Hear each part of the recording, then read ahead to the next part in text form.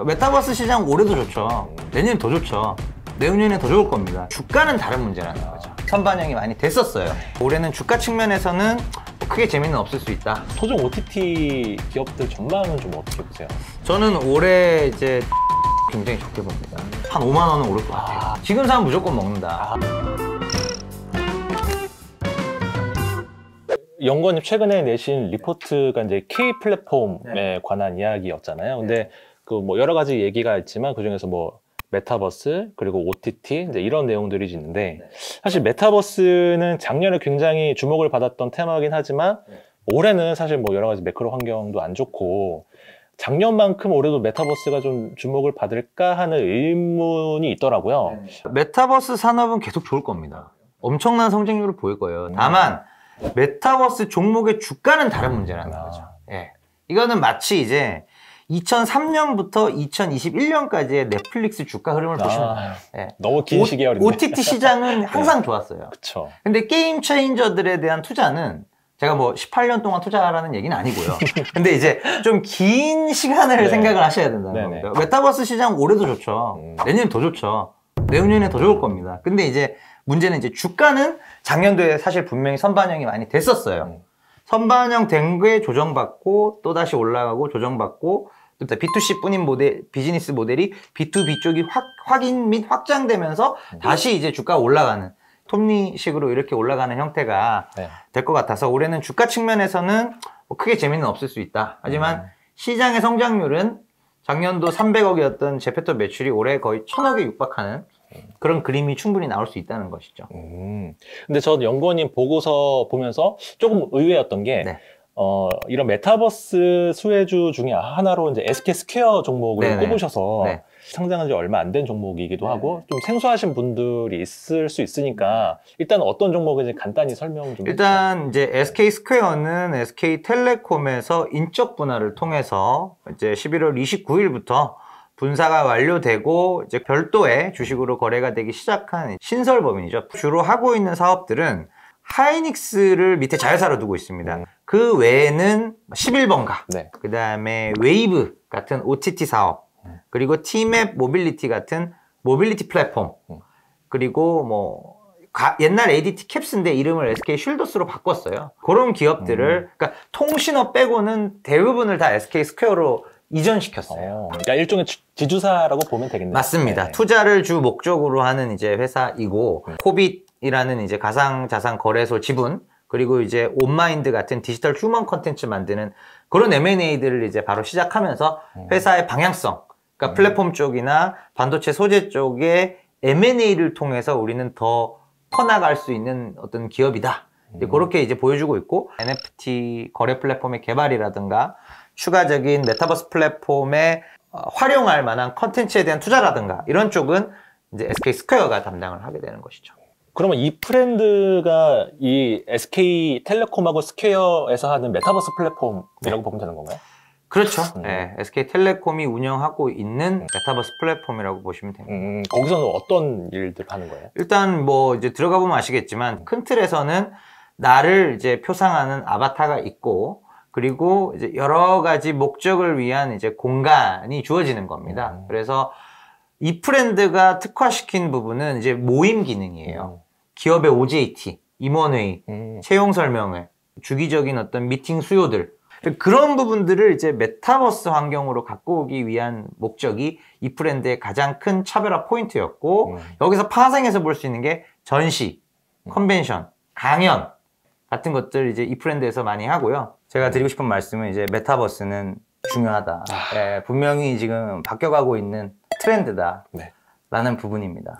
국내 플랫폼 사업자 중에서 SK 스퀘어를 주목해야 한다고 보시는 이유는 뭐예요? 일단 저는 이제 SK 스퀘어를 두 개의 그 투자 단계로 보고 있어요. 그래서 한 2년 정도의 투자 시기에서는 순차적인 상장에 따른 기업 가치 제고이고요. 스퀘어도 자회사들의 상장함에 따라서 기업 가치가 높아질 수 있어요. 계속 상장합니다. 지금 3월, 4월께 원스토어가 IPO를 하고요. 한 6월께 이제 SK 쉴더스. 그 둘은 이미 IPO 신청을 해놓은 상태예요.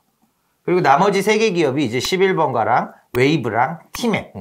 이들도 다 상장을 할 계획입니다. 그 과정에서 들어오는 현금 흐름을 가지고 플랫폼 쪽이나 반도체 소재 쪽에 추가적인 M&A를 한다는 거죠. 신규 M&A를 통한 순자산 가치 증대. 이게 이제 어떻게 보면은 단계 2죠. 앞단이 이제 자회사 IPO가 단계 1이라면은 이제 그 뒷단이 이제 단계 2고 이 단계 2로 가는 구간이 이제 24년, 25년의 투자 시계라는 겁니다. 그러면 SK스퀘어는 목표가는 어느 정도로? 지금 9만 원 말씀을 9만 드리고요. 네. 하이닉스 지분 가치나 아까 말씀드렸던 원스토어부터 팀앤 모빌리티까지의 비상장 지분 가치에 대해서 일괄 65% 할인을 적용해 둔 상태입니다. 너무 과도한 할인이라는 것이죠. 그랬을 때 이제 목표 주가는 이제 한 9만 원까지 나오는 상황입니다. 이게 또 플랫폼으로 꼽아주신 게 OTT잖아요. 네네.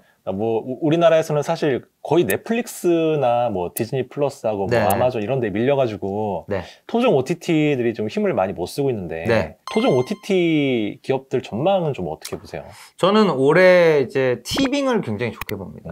한국의 OTT 오리지널 드라마가 나온 게 2019년 1월이었죠. 킹덤. 21년 상반기까지 2년 반 동안은 넷플릭스밖에 없었어요. 그렇죠. 그랬다가 작년 하반기에 들어와서야 웨이브에 이렇게 된 이상 청와대로 간다 든지 그 다음에 이제 티빙의 술꾼도시 여자들 그거 인기 많더라고요. 재밌죠. 그리고 또 뭐 쿠팡플레이의 어느 날 뭐 몇몇 개가 이제 제작비가 어느 정도 들어가는 웰메이드 컨텐츠를 기준으로 국내 OTT들이 속속 이제 도전장을 던지기 시작한 게 불과 작년 하반기입니다. 올해 연간 계획을 놓고 보니까 티빙이 드라마만 9편을 계획하고 있어요. TVN, OCN에서 못 보는 드라마입니다. 시장 점유율로 보면은 거의 30%에 육박을 해요. 이제 결국은 우리나라의 이 영상 콘텐츠 소비자 분들께서 티빙을 계속 구독해야 될 이유가 높아진다는 거죠. 유일하게 좀 넷플릭스와 견져볼 만한 토종 OTT가 아닌가라는 거고. 웨이브보다는 티빙을 더 높고. 훨씬이요. 왜냐면 제가 뭐 티빙에 편애가 있어서가 아니라 웨이브는 올해 오리지널 드라마 제작 계획이 알려진 게 3편밖에 없어요. 그래요? 그냥 컨텐츠에 대한 투자가 이제 차이가 나는 겁니다. 그 부분이 가장 큰 이유이고 실제로 티빙이 21년 작년도에만 하더라도 매출이 120% 늘었거든요. 근데 웨이브는 작년도에 좀 성장이 많이 꺾였어요. 한 22% 성장하는데 그쳐서 갭이 많이 줄어들었고 올해는 아마 둘이 매출이 붙을 것 같아요. 그리고 또 사실 이제 해외 확장성 측면에서도 웨이브가 해외 진출한다는 얘기 지금 없잖아요. 티빙은 해외 진출하나요? 얘기했죠. 그래요? 라인과 협업해서 대만과 일본을 올해 진출할 예정이고요. 뭐 대만에서 라인 TV가 사용 시간 기준으로 2위 플랫폼이거든요. 일본은 라인 TV가 없습니다. 하지만 이제 현지 지상파 사업자 중에 OTT를 갖고 있는 사업자들하고 지금 이제 잠재 협의 중이고 확장성 측면이나 오리지널 콘텐츠에 대한 투자 계획 이런 측면에서 CJ ENM을 이번에 이제 굉장히 좋게 봐서 신규 커버리지 게시를 한 겁니다. 티빙이 이제 CJ ENM이 갖고 있는 플랫폼인 거잖아요. 네, 맞습니다. 자회사입니다.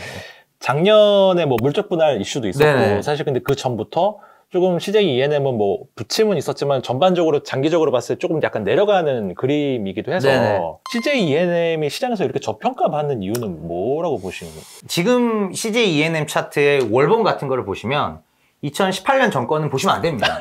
오쇼핑이거든요. 합병한 이후에 이제 3, 4년치 이렇게 쭉 차트를 보시면은 이제 디레이팅 된 이유가 이익의 3분의 2가 쇼핑으로부터 오고 3분의 1이 미디어 엔터로부터 온다라는 거였거든요. 반대예요, 지금은. 미디어 엔터가 3분의 2고 구오쇼핑, 즉 커머스 부분이 이제 3분의 1밖에 이익에서 차지하지 않습니다. 그래서 이제는 이제 반대로 좀 리레이팅이 돼야 되는 상황이 아닌가 이런 생각이 있고 또 이제 저평가를 받고 있는 이유 중에 하나가 스튜디오 드래곤이나 기타 제작 부문을 물적 분할을 해서 추후에는 또 상장하지 않겠느냐 이런 우려들이 복합적으로 겹치면서 일단은 비우고 보자. 그러면 CJ ENM은 물적 분할해서 만약에 상장을 안 하고 그냥 자회사로만 갖고 있다고 하면 다시 이렇게 올라갈 가능성도 있겠네요? 매우 큽니다. 그래서 언제가 될지 모르겠어요. 4분기 실적 발표 때가 될지 아니면은 다른 기회를 빌어서 제작 부문의 물적 분할과 관련된 이슈가 명확해지면 물적 분할 안 하겠다 또는 하더라도 절대 상장하지 않겠다 또는 해서 상장을 하게 되더라도 프로텍션을 하겠다. 뭐 구체적으로 우선 배정을 한다든지 구체적으로 불확실성이 해소가 딱 되면 한 5만 원은 오를 것 같아요. 예. 지금 그 목표가로 보시는 게 어느 정도? 목표가는 20만 7천 원입니다. 그래요? 예. 근데 이제 PER 15배를 적용했어요. 그렇게 비싸지 않은 밸류고, 예. 저는 지금 사면 무조건 먹는다. 예. 여러분들에게 뿐만 아니라 뭐 기관 투자자분들 세미나 할 때도 그렇게 지금 얘기하고 오는 길입니다. 사실. 네, 지금까지 현대차증권의 김현용 연구원님 모시고 카카오 네이버 그리고 K 플랫폼에 관한 여러 가지 재밌는 이야기 많이 들었는데요. 네, 영상 재밌게 보셨으면 구독과 좋아요 그리고 댓글도 많이 부탁드립니다. 감사합니다.